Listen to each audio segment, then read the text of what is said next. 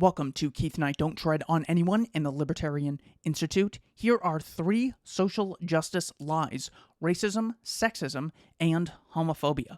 I want to start by defining social justice. Justice in terms of the distribution of wealth, opportunities, and privileges within a society. The central premise of social justice advocacy is that all disparities in outcome between groups are proof of either nefarious activity or discrimination, and such an injustice justifies some people, government, coercively intervening themselves between voluntary exchanges between consenting adults. I'm going to argue that these are all false divides: racism, sexism, homophobia, much like instead of dividing people based on rich versus poor, Russian versus American, Muslim versus American, gay versus straight, black versus white, old versus young, men versus women, a true divide in the world is people who achieve their ends peacefully and voluntarily through trade or persuasion, and people who advocate initiating violence or threats thereof to achieve their ends in life. The social justice philosophy is widely accepted by Hollywood, most human resource departments. Almost every corporate marketing campaign brags about embracing social justice. Most members of Congress in America will advocate some sort of social justice, along with almost every university professor and members of the corporate press. I want to start by listing some names. Let me know if you know what these names have in common. Dylan Noble, Margarita Victoria Brooks, Robert Sykon, Chad Michael Breinhold, Daniel Schaefer, Zachary Hammond, Tony Timpa, Kelly Thomas, Justine Damond, Ashley Babbitt, and Duncan Lemp. These are the names of unarmed whites killed by police, where it was very common that it was caught on camera, and the police were not punished. In the case of Tony Timpa, August 10th, 2016, officers had responded to a call by Timpa requesting aid for a mental breakdown due to the fact that he had not taken his prescription medication for schizophrenia and depression. Officer Dillard pushed his body weight onto Timpa on the ground for around 14 minutes after he was already restrained, and officers ignored pleas from Timpa that he was in pain and he was afraid he was going to die. Timpa's death was ruled a homicide due to extreme physical exertion. In the case of George Floyd, which was caught on camera, and there were tons of riots, tons of media attention, almost everyone knows his name. If you go to TikTok and type in the name George Floyd, you will get 5.4 billion views on videos containing that hashtag, and even if you spell his name incorrectly, you'll get 4.4 million views. That is the collective number of views from all the videos combined. If you type in the hashtag Tony Timpa, you will get 0 results on TikTok. The case of Kelly Thomas, July 10th, 2011. A homeless man diagnosed with schizophrenia who lived on the streets of Fullerton, California. He died 5 days after being severely beaten by 6 members of the Fullerton Police Department, whom he had encountered on July 5th, 2011. Medical records show that bones in his face were broken, and he choked on his own blood. On January 13th, 2014, Officer Ramos and Cincilli were found not guilty of all charges while the trial for Officer Wolf was pending. This was also caught on security camera. The case of Justine Damond, July 15th, 2017, a 40-year-old Australian-American woman fatally shot by a 33-year-old Somali-American Minneapolis Police Department officer, Muhammad Noor, after she called 911 to report the possible assault of a woman in an alley behind her house. The case of Ashley Babbitt, January 6th, 2021, killed by Officer Michael Byrd, also on camera. No riots, no trial. Michael Byrd later commented on ABC in August of 2021 saying, "I know that day I saved countless lives. I know members of Congress, as well as my fellow officers and staff, were in jeopardy and in serious danger, and that's my job." These are the words of a man who murdered an unarmed white woman. So what are we to make of this? Social justice advocates claim that the problem with police is systemic, institutionalized, systematic racism, and the way they prove this is by using individual examples and anecdotes of white officers murdering unarmed black people, but the same thing happens with whites. So we both have anecdotes. What we can actually do is go to the empirical evidence, starting with Roland G. Fryer Jr. at Harvard University, an economist, from July of 2017. In his paper, An Empirical Analysis of Racial Differences in Police Use of Force, he studied 18 different cities in America and found that on the most extreme use of force, officer-involved shootings, we find no racial differences in either the raw data or when contextual factors are taken into account. Washington State University, in a paper titled The Reverse Racism Effect, Are Cops More Hesitant to Shoot Black Than White Suspects? They found that police were 3 times less likely to shoot unarmed black suspects than unarmed white suspects. So the science is conclusive. The experts have spoken. Racism is not a huge problem within the police force. However, because of social justice advocacy, people think that this is not the case at all. Skeptic Magazine did some research and found that overall, nearly half of surveyed liberals, 44%, estimated roughly between 1,000 and 10,000 unarmed black men were killed annually, whereas 20% of conservatives estimated the same. So their guess was between 1,000 and 10,000. The actual number in 2019, police killed 41 unarmed people.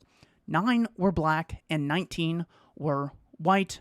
The total number killed by all police officers were 1,004. This includes armed, unarmed, peaceful, violent, victimless crimes that had a victim. Now, it's important to know that just because there is a disparity in the outcome of who is killed by police does not prove discrimination. For example, according to the Washington Post, most victims are young and male. An overwhelming majority of people shot and killed by police are male, over 95%. Even this massive disparity does not prove sexism against men by police, because men tend to commit more acts of violence. They have roughly 17 times the amount of testosterone women do, and young men have more testosterone than older men on average, so we should see them committing the most amount of violent crimes and officers killing them most likely in response. Dr. Wilfred Riley at Kentucky State University published a book titled Taboo, 10 Facts You Can't Talk About. He says, serious empirical analysis done by everyone from myself to the Manhattan Institute's Heather McDonald to killedbypolice.net, an entire web resource set up to study this topic, invariably concluded that fewer than 1,200 people of all races and sexes are killed annually by American police officers.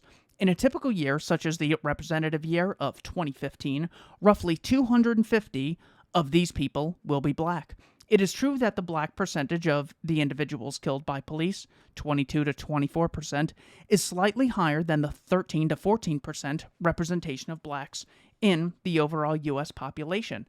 However, this roughly 10% gap is wholly explained by the fact that the black crime rate, violent crime rate, arrest rate, and police encounter rate are all significantly higher than the equivalent rates for whites. There is no evidence for any of Black Lives Matter's major claims. Social justice advocates look at the nature of policing, where one group has a monopoly right to initiate violence against other people. Imagine if the Catholic Church made its own rules and coercively imposed them on others and arrested people and caged them for not following Catholic Church rules, or if Amazon did this, or if Walmart did this, or if the Red Cross did this. Would the social justice advocate be saying, you know, I think there might be a disparity in the outcome of those people who are arrested? No. The problem is some people having this monopoly right. And just like progressives always tell us, if there was, a monopoly in computers, we'd get higher prices and worse quality than we otherwise would under competition, so we need antitrust laws. Well, governments having a monopoly on violence yields the same result: worse quality and a much higher price. Also, not to mention the drastic power differential that is extremely unequal, promoted by the people who are always saying equality is vitally important, and the state can arrest you if you disobey them. You do not have the right to arrest politicians or officers if they don't obey your rules. So, of course, social justice advocatism distracts us from the heart of the issue. Another important example of social justice not getting to the root of an issue is when it comes to slavery. Slavery where one person claims to have ownership over the body of a peaceful adult. This is enslavement. However, when they talk about slavery, it's always about skin color between the years 1619 and 1865. Turns out slavery is the least unique thing about America. We can look at the Code of Ur-Nammu from ancient Mesopotamia, written in the Sumerian language, 2,100 years before Jesus. You can find 7 passages that mention slavery. For example, if a slave marries a slave and that slave is set free, he does not leave the household. If a slave escapes from the city limits and someone returns him, the owner shall pay 2 shekels to the one who returned him. Code of Hammurabi, written 1,755 years before Christ, discusses the harboring of fugitive slaves, marriage of women to slaves, warranties on the sale of slaves, purchase of slaves abroad, later saying, if a slave should declare to his master, you are not my master, he, the master, shall bring charge and proof against him that he is indeed his slave, and his master shall cut off his ear. The problem with slavery is some people claiming the right to own the bodies of other adults who did not consent to such a thing. Focusing on skin color is not getting to the heart of the issue. We actually had a court ruling in America in 1655 titled Court Ruling on Anthony Johnson and His Servant. It says, on March 8th, 1655, the Northampton County Court ruled in favor of Anthony Johnson, a free man of African descent, when he was accused of keeping an indentured servant as a slave. Turns out if you look at the 1860 U.S. Census, there were a higher percentage of free black slave owners than there were white slave owners. Of course, there were far fewer because there were far fewer blacks. Again, if you're not getting to the root of the issue and all you're obsessed with is skin color, well, then you have no principled argument against all the slavery in Africa and all the slavery in South America, all the slavery in Asia, or the Australian, New Zealand area. Looking at the height of American slavery in 1860, the U.S. population was about 31.4 million people, and there were about 393,975 slave owners. Again, these numbers are from the 1860 U.S. Census. This means roughly 1% of people at the height of slavery owned slaves. Yet they are negatively generalizing all Americans, not just then, but their descendants today with this terrible crime. This is equally as terrible and bigoted as saying all blacks owe all whites reparations because of black-on-white murder, black-on-white rape. It's just terribly bigoted, and the Libertarian Institute absolutely is in opposition to that, in favor of dividing people on the violence-volunteerism dichotomy, not the racial dichotomy that social justice advocates seem to be obsessed with.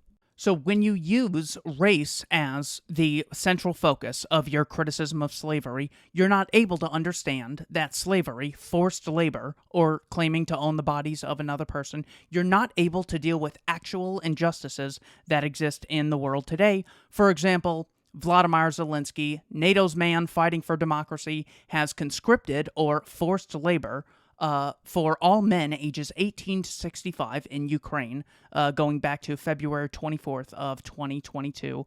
Also, they cannot peacefully emigrate from Ukraine. This is forced labor under the worst conditions, and Democrats don't necessarily oppose it because they never opposed slavery in principle. They just caught on to one arbitrary aspect of one segment of slavery throughout all of human history and have made it a racial issue. Historically, men have been conscripted into fighting for the American military. Going back to the First World War, we can read here, it says, "Attention, all males between the ages of 21 and 30 years, both inclusive, must personally appear at the polling place in the election district on which they reside on Tuesday, June 5th, 1917, to register for conscription. This ended up being men ages 18 to 45.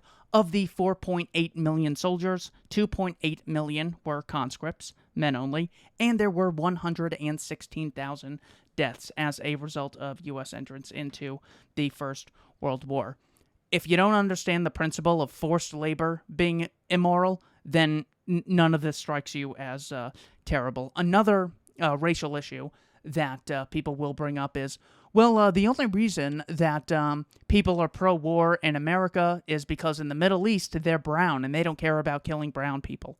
The problem with this theory is that all of the hawks generally support a lot of mass white death wars. For example, the American Revolution, the American Civil War, the English Civil War, the Franco-Prussian War, the First World War, the Spanish-American War, the Second World War, the 58,000 white American deaths in Vietnam, the 30,000 white deaths in the Korean War. So this theory basically has no standing. But this brings us into the issue of sexism. Because here we have an actual example of sexism. This is a law that applied to men only and was forced labor under the worst conditions. Now, maybe this could be an example of when we could embrace a concept of social justice advocacy and say that sexism is bad. However, I would still completely disagree with that. If the problem with drafting men only was sexism, then the solution is to start drafting women as well. But we're not getting to the heart of the issue, which is slavery. So in response to something like men are conscripted and forced to fight under the worst conditions, get their limbs blown off, get post-traumatic stress disorder, feminists will talk about things like mansplaining. And to get to the understanding of how evil social justice is, I had basically all female teachers from kindergarten through college, and a ton of what they said was a bunch of useless, trivial nonsense that would range from completely evil to completely boring. And out of those thousands of hours I spent listening to them drone on about pointless nonsense that we all forgot 2 weeks later, it never occurred to me to call them woman-splainers. As we can see on the screen, women make up 89% of public elementary school teachers. That's a huge disparity. We must pass a law. Well, the fact that it never occurred to basically any of the kids I went to school with to refer to them as woman-splainers who just talk for a long time without saying anything significant gets to the divisiveness of social justice. It never would have occurred to me to describe teachers as women-splainers because there are a lot of women I love who I would not want to negatively generalize. However, the social justice advocate has given themselves a I'm not sexist license, and because they have that license, they feel like they can be as sexist as they want, and it never even occurs to them that they're being so. They say, I'm not racist, I have this license. Now, I demand that employers discriminate based on race under the guise of affirmative action. Just like Marco Rubio and Lindsey Graham will say, I'm anti-terrorism, and I don't care how many women and children we kill in this next bombing campaign in Iraq or Russia or Iran if we have to.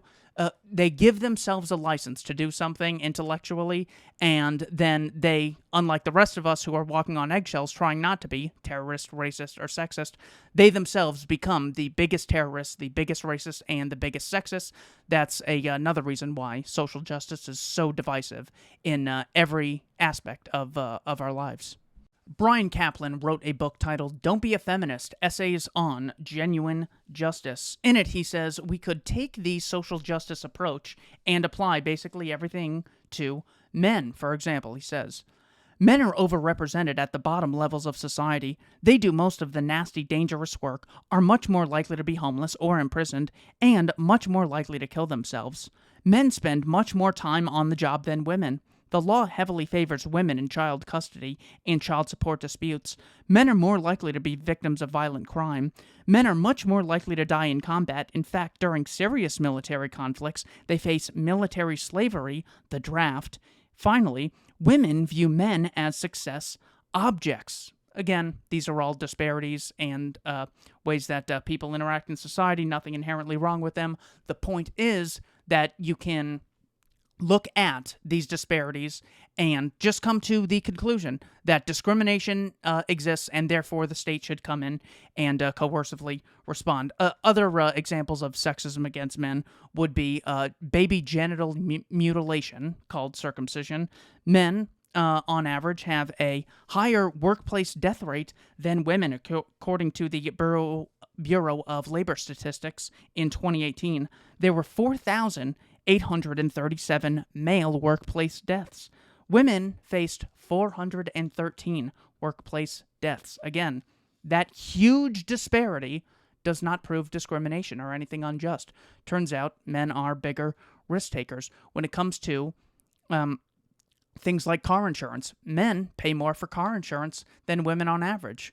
Well, because men tend to be more aggressive drivers and get in more accidents. Young people, it turns out, pay more for car insurance than older people. Is that ageism? And must we have an equal payment for car insurance legislation? No, because they're just riskier. When it comes to life insurance, men pay more for life insurance because men take more risks and end up having shorter lifespans. This is mainly because men have a rate of testosterone that is roughly 17 times the amount that women do. Also, younger men have more testosterone than older men. That's why we see propensity to commit acts of violence and take huge risks. When it comes to things like the gender wage gap, of course, they never mention that in 1963, Congress passed the Equal Pay Act, so they already got everything they wanted. It turns out we see a huge disparity in age. The average 20 to 24-year-old has an annual wage of $38,000 a year, while the average 45-year-old has an annual wage of $64,428 a year. That is a huge disparity. The problem is you're just lumping groups together and you're not accounting for certain things like the amount of skills these people have, the experience they have, the type of job they have, the number of hours worked, or the value created. If I have an OnlyFans and a very good-looking woman has an OnlyFans, we might do the same work, but we won't necessarily create the same value for customers, so we'll have different wages. There is nothing wrong with that. Turns out, even when you look further into the wage disparities, you would think that if America was a white supremacist society, certainly whites would be at the top and everyone else would be far below them. As Thomas Woods famously said, if we truly were a white supremacist society, being called a white supremacist would be a badge of honor, not a professional death sentence. When you look at median U.S. household income, according to the U.S. Census Bureau, here are the selected ethnic groups from the year 2018 that have a higher U.S. household income than whites. Indian Americans, Taiwanese Americans, Chinese Americans, Japanese, Pakistani, Filipino, Indonesian, Korean, Cambodian, Hmong, and Vietnamese Americans all have higher median incomes than whites. So that is another example of a significant disparity that does not prove discrimination at all. There's certainly a selection process with the immigration system. People who tend to come here tend to be more ambitious. Once they get in, they want to work extra hard and take advantage of the opportunity. Tons of totally reasonable explanations, according to Black Enterprise and Black Digital Media Brand. The Nielsen research finds that the median household income for foreign-born blacks is 30% higher than U.S.-born blacks. Now, if the issue was just skin color and racism, we would see foreign blacks and native blacks earning more or less the same, and we wouldn't really see a gap between them because it has nothing to do with hard work or skill or merit. It's just racism. But even when you look at places like Pew Research, you'll find that U.S.-born blacks have a household income that is around $33,500 annually, whereas black immigrants have a annual median income regarding household of $43,800 annually. So nothing in the racism conspiracy theory worldview could explain such disparities between whites and non-whites within America, and blacks in America that are born here versus blacks who have immigrated. However, the concept of volunteerism and the conservative work hard and do what it takes to create value, that certainly does fit this empirical evidence. Another place we see income inequality, not just between the genders, not just between the ages, not just between the races, but between the states within America. Turns out the average income, or the median income in Maryland, is $87,000 a year, according to worldpopulationview.com, whereas the average Mississippi income is $46,511 a year. These numbers are from 2015. So if income inequality is something that we see virtually everywhere, of course we'd see it between the races. It turns out we even see income inequality in families. When you look at the Baldwin family, Alec Baldwin has a net worth that is roughly 120 times that of his second wealthiest brother. Patricia Lee Lloyd is not someone you can really find much information on, nor is Jeffrey Lee or Patricia Lofton. However, their sister, Oprah Winfrey, has a very high social status and a net worth of $3.5 billion. Oh heavens, an inequality. Barack Obama, twice elected president of America, mass murderer of people in the Middle East, has a net worth of $70 million. Just recently bought a home in Massachusetts, a nice mansion. His brother, George Obama, lives in the slums of Nairobi, and his claim to fame is he was once interviewed by Dinesh D'Souza. We see inequality everywhere, within families, between the sexes, between the races, in all countries, since the beginning of time. The average Greek was not equal to Plato, Aristotle, Socrates. The average Roman was very unequal to Alexander the Great. The average Chinese person was very unequal to someone like Chairman Mao. The average Indian had a lot less social power than Mahatma Gandhi. Even in nature, we don't see an equal distribution of things like tornadoes or mountains or zebra distribution, or the likelihood that you'll get rain in a certain area. You don't see heat evenly distributed.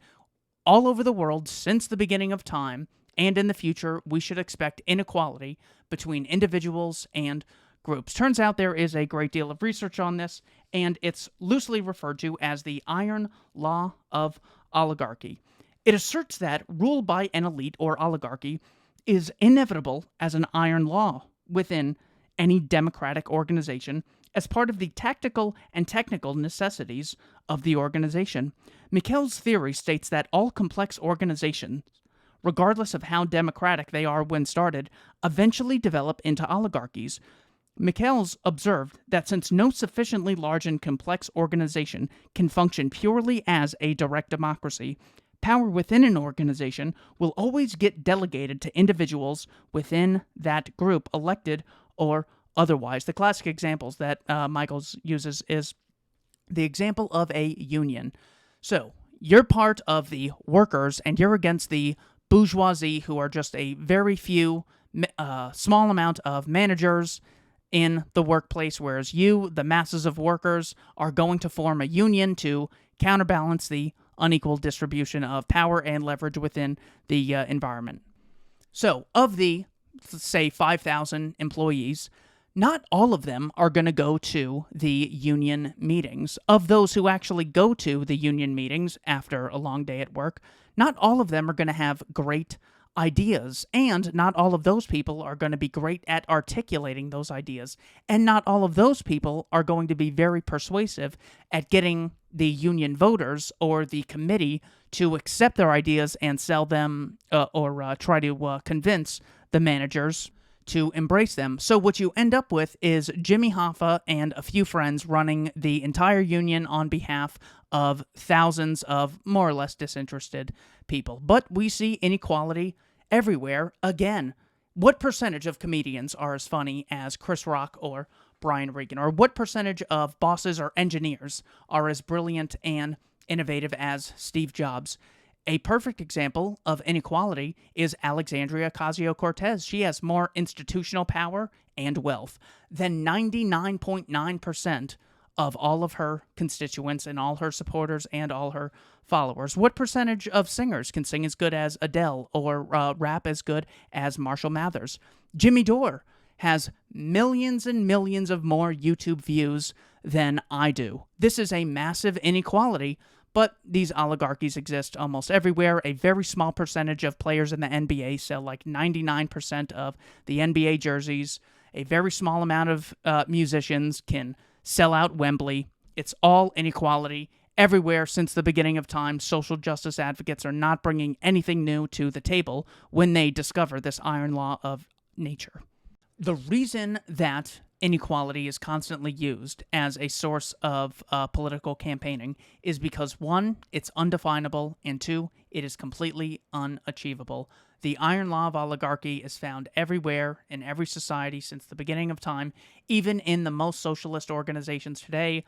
Very few socialists are as powerful as Hugo Chavez or Bernie Sanders. There's tons of inequality, so because it always exists, and no matter what you do, it's always going to exist, it can always be used as something to run on and inflame the passions of the feeble-minded.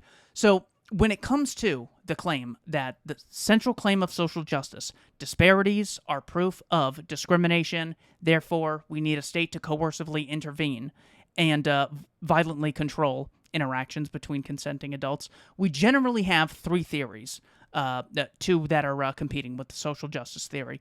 Social justice, loosely referred to as critical theory, is that disparities are the result of discrimination. Genetic determinism, the oldest of these theories, is that disparities are either the result of God designing the races to be different, or the process of evolution that took place for thousands of years on different geographical areas yielded a different type of person in each area, and that's why we see disparities between the races. However, there is a third approach that is not explicitly racist. It's referred to as culturalism. This is the claim that disparities are the result of different groups embracing different cultural norms. This was summarized by Thomas Sowell in a book, Economic Facts and Fallacies. Sowell says, many of the social or cultural differences between American blacks and American whites nationwide today were in antebellum times pointed out as differences between white Southerners and white Northerners. These include ways of talking, rates of crime and violence, children born out of wedlock, educational attainment, and economic initiative or lack thereof. While only about 1/3 of the antebellum white population of the United States lived in the South, at least 90% of American blacks lived in the South on into the 20th century. In short, the great majority of blacks lived in a region with a culture that proved to be less productive and less peaceful for its inhabitants in general. Moreover, opportunities to move beyond that culture were more restricted for blacks. Another term for this is institutional theory, summarized by Niall Ferguson in his book Civilization, the West and the Rest. He says, institutions are, of course, in some sense the products of culture, but because they formalize a set of norms, institutions are often the things that keep a culture honest, determining how far it is conducive to good behavior rather than bad. To illustrate the point, the 20th century ran a series of experiments imposing quite different institutions on two sets of Germans in the West and East, two sets of Koreans in North and South, and two sets of Chinese inside and outside the People's Republic. The results were very striking, and the lesson crystal clear. If you take the same people with more or less the same culture and impose communist institutions on one group and capitalist institutions on another, almost immediately there will be a divergence in the way they behave. Other examples used by Sowell would be England was once the most prosperous industrial nation on the planet in late 1700s through the 1800s. However, before that, Greece and Italy, during the days of the Roman Empire or Alexander the Great, the beautiful buildings of Athens, the brilliance of Plato, Aristotle, and Socrates. If you go even further back, Greece and Italy were far more prosperous than Britain, then Britain was far more prosperous later on. If just race was the explanation, we'd see all the races more or less stagnant and then moving at a similar pace, but we don't see anything like that. If you look at the Japanese Empire, relatively stagnant until after the Second World War. If you look at India, after embracing free market reforms in 1991, we saw a drastic decrease in the overall poverty level. When Deng Xiaoping embraced a much more free market approach to economics in China, we saw people in China increase in their overall standard of living. So the problem is cultures and institutions, not race, not gender, not critical theory. One more note on critical theory is from Racism Didn't Cause the New Problems of Today, from Wilfred Riley's book, Taboo, 10 Facts You Can't Talk About. He says, the Black Lives Matter movement alone has staged 2,406 major marches against racism during the past few years. However, any serious claim that contemporary or recent bigotry is the cause of phenomena, such as 75% black illegitimacy rate, founders on 3 rocks. First, these problems did not exist among blacks or anyone else when racism was much worse. 2, these problems do not exist for successful, dark-skinned African and Asian immigrants to the United States. And 3, many or most such problems do exist among poor whites, perhaps the most genuinely neglected group in America, to roughly the same extent that they do among blacks. Another book promoting the idea of culturalism, or institutional theory, is Civil Rights, Rhetoric or Reality by Thomas Sowell. He says, Japanese immigrants to the United States also encountered persistent and escalating discrimination, culminating in their mass internment during World War II. But by 1959, they had about equaled the income of whites, and by 1969, Japanese American families were earning nearly 1/3 higher incomes than the average American family. Sowell also looked at the concept of discrimination and affirmative action in this book, saying, but the number of blacks in professional, technical, and other high-level occupations more than doubled in the decade preceding the Civil Rights Act of 1964. In other occupations, gains by blacks were greater during the 1940s, when there was practically no civil rights legislation, than during the 1950s. So what this does is it refutes the concept that the central determining factor in income disparities is discrimination. Sowell says, in various skilled trades, the income of blacks relative to whites more than doubled in this time before the Civil Rights Act of 1964. So you don't get to blame, you don't get to say that the reason we've seen an income increase for blacks since the Civil Rights Act is because of the Civil Rights Act, because this was a trend that was already going on beforehand. They do the same thing with child labor. Child labor is decreasing, then you get laws against it, it continues to decrease, and they blame it on the child labor laws. The classic example is social justice advocates say, see, we need the Occupational Safety and Health Administration, because after it was instituted, workplace deaths fell. The average annual workplace deaths fell. But they don't show you that workplace deaths were falling at a faster rate before the implementation of these laws. Sowell goes on, saying, affirmative action hiring pressures make it costly to have no minority employees, but continuing affirmative action pressures at the promotion and discharge phases also make it costly to have minority employees who do not work out well. The net effect is to increase the demand for highly qualified minority employees while decreasing the demand for less qualified minority employees, or for those without a sufficient track record to reassure employers. Also, if these disparities were the result of discrimination, we would see a much greater disparity when there was much more discrimination. But in the book titled Race and Economics, How Much Can Be Explained on Discrimination, Dr. Walter E. Williams looked at the data on youth unemployment. Today, there is a significant disparity between black and white youth unemployment. So social justice advocates say, obviously, the disparity is the result of discrimination. However, Walter Williams looked at the year 1948 and found that White youth unemployment was 10.2%, whereas black youth unemployment was 9.4%. So there was a smaller disparity when there was more racism. So critical theory does not explain these disparities. It also does not explain the blatant disparities we see in crime. Now, if we look at jails or those killed by police and say men are 50% of the population, yet 90% of those in prison, there must be a sexist problem. Turns out you're not looking at who's actually committing the crime. So according to the U.S. Census Bureau and Bureau of Justice Statistics, it's true that around 13% of Americans are black, according to the latest estimate from the U.S. Census Bureau.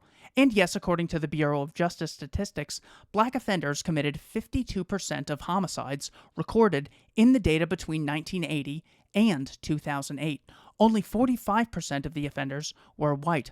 Homicide is a broader category than murder, but let's not split hairs. So it turns out the reason we see this disparity in prison is a result of criminality. It's also why we see a higher percentage of whites in prison than Asians if you account for the number of people they are in the American population, referred to as a per capita metric. So one of the other things you can do to see if racism is a big issue is look at not just anecdotes, because there's anecdotes on both sides for almost every disagreement, but when it comes to white on black violence, there were, according to the Bureau of Justice Statistics, 59,778 cases in the year 2018 of whites using violence against blacks. And this is totally unjustified, incompatible with libertarianism and the non-aggression principle. I'm completely against it.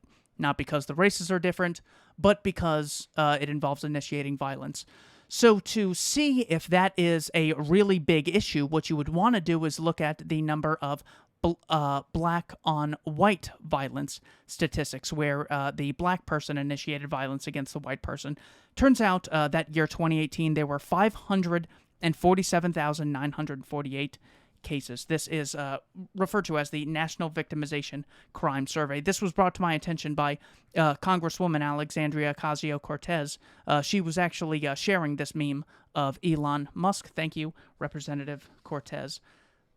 But again, the problem with murder is not the race or the gender of the murderers. The problem is initiating violence against peaceful people, regardless of the race, regardless of the age in most cases. Of course, children can consent. But the same thing is done with lynchings. They assume that one person of a certain race enacts violence against another, and therefore that proves institutional racism. The Tuskegee Institute actually provided these statistics for lynchings by state and race, 1882 to 1968. There were a total of 4,743 lynchings in America between 1882 and 1968. Roughly 10,000 black homicides every year, but let's look at these lynchings that took place over 90-year period. 3,446 were black victims, and this is just terrible. Vigilantism usually is a result of people having a very high time preference, less likely to be rational. Doesn't mean the person did nothing wrong and they did it to an innocent person, but we can just call this an injustice. But left out of this is the minority of victims who were white. There were 1,297.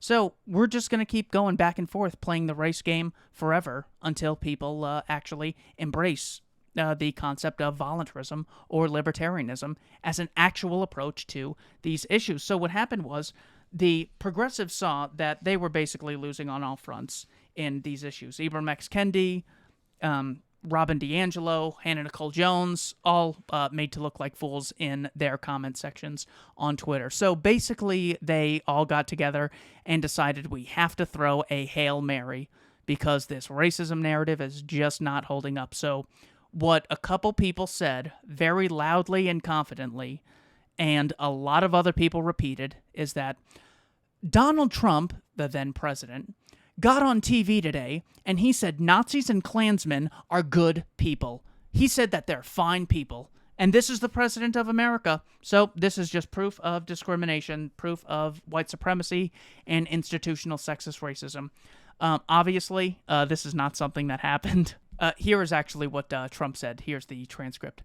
Excuse me, they didn't put themselves down as neo-Nazis, and you had some very bad people in that group. But you also had people that were very fine people on both sides. You had people in that group, excuse me, I saw the same pictures as you did. You had people in that group that were there to protest the taking down of, to them, a very, very important statue and the renaming of a park from Robert E. Lee to another name. I'm not talking about the neo-Nazis and white nationalists because they should be condemned totally, but you had many people in that group other than neo-Nazis and white nationalists, okay? And the press has treated them absolutely unfairly. Now, in the other group also, you had some fine people, but you had some troublemakers, and you see them come with black outfits and with the helmets and with the baseball bats. You had a lot of bad people in that other group too. So the main lie was that Trump came out and said Nazis are fine people. However, this is another example of not getting to the root of the issue. If you're against Nazis, one, you could say what they mean is judging people based on skin color or an accident of birth like Judaism or something. Or you could actually be against National Socialism in principle, which is the institutionalized aggression against private property and voluntary contracts between consenting adults. But because they don't oppose National Socialism on principle, democratic socialists are just no different. And one final note on the culturalism debate. This is from Dr. Wilfred Riley in the same book, Taboo, 10 Facts You Can't Talk About. He says, rather than picking between two racialist sides and fighting for one or another, American citizens can simply begin telling the truth about race relations. There is no race war going on in the USA, and there is certainly no epidemic of white-on-black crime. In fact, interracial crimes on an annual basis have been consistently 75 to 85% black on white for the past 30 years. More importantly, there is no horrifying epidemic of interracial crime of any variety because 84% of white murder victims and 93% of black murder victims are killed by a mundane member of their own race. We see constant media coverage of Barbecue Becky, Permit Patty, Carl Coupon Carl, and George Zimmerman, not because these people are everywhere, but because the corporate media have an agenda to push. We should stop taking this agenda seriously today. And for the third social justice lie, we have the homophobia conspiracy theory. This mainly got a lot of traction in June of 2016 when a man named Omar Mateen in Orlando, Florida, entered the Pulse nightclub, murdered 49 people, injured 53, and held the rest hostage. Barack Obama came out after this massacre and said, "This was an attack on the LGBT community. Americans were targeted because we're a country that has learned to welcome everyone, no matter who you are or who you love, and hatred towards people because of sexual orientation, regardless of where it comes from, is a betrayal of what's best in us." Let's go to the other side of the aisle. Donald Trump came out and commented on the Pulse nightclub massacre, saying, "This is a very dark moment in America's history. A radical Islamic terrorist targeted the nightclub not only because he wanted to kill Americans, but in order to execute gay and lesbian citizens because of their sexual orientation. It's a strike at the heart and soul of who we are as a nation. It's an assault on the ability of free people to live their lives, love who they want, and express their identity." So the sitting president, who was a Democrat, said this was about hatred of homosexuals or the LGBT community. The leading Republican candidate also said it at the time because both of them have embraced the social justice worldview that most professors, most people in Hollywood, and most corporations have also embraced.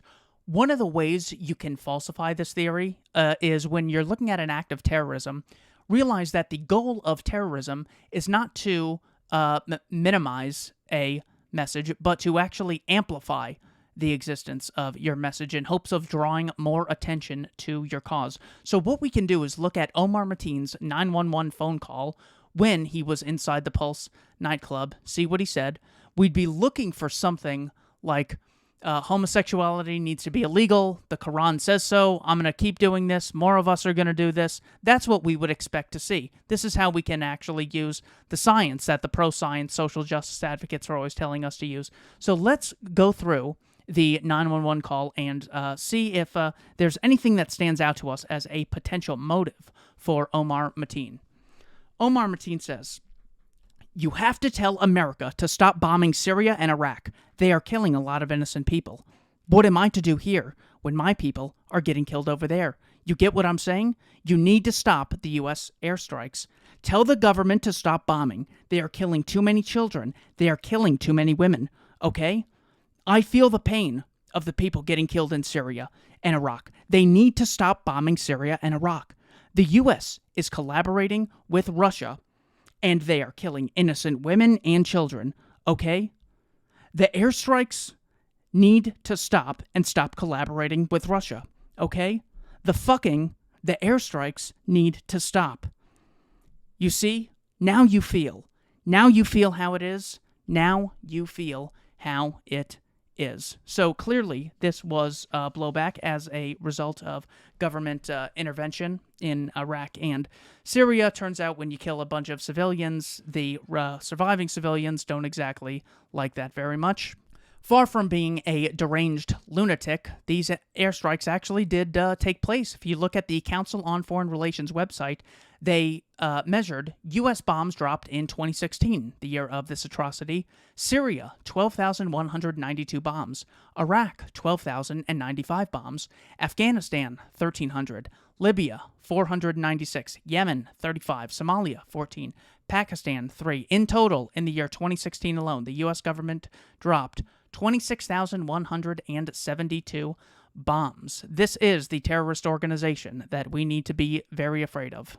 See, it's really immoral for people to walk inside the Capitol building without a permission slip and lift up Nancy Pelosi's podium and then sit on her desk. That's inherently evil. Dropping 26,172 bombs, killing thousands of civilians, well, that's just a policy. So again, we see social justice advocacy when they could have had the exact moment to say, this is what we're about. We're about equality, and the greatest inequality is when some people end the lives of others. We're against exploitation, and murder is the worst form of exploitation. Turns out, even when you look into these things, far from being defensive, The Intercept actually did some research on this, and they found that during one 5-month period of the operation, according to documents, nearly 90% of the people killed in airstrikes were not the intended target. In Yemen and Somalia, where the U.S. has far more limited intelligence capabilities to confirm the people killed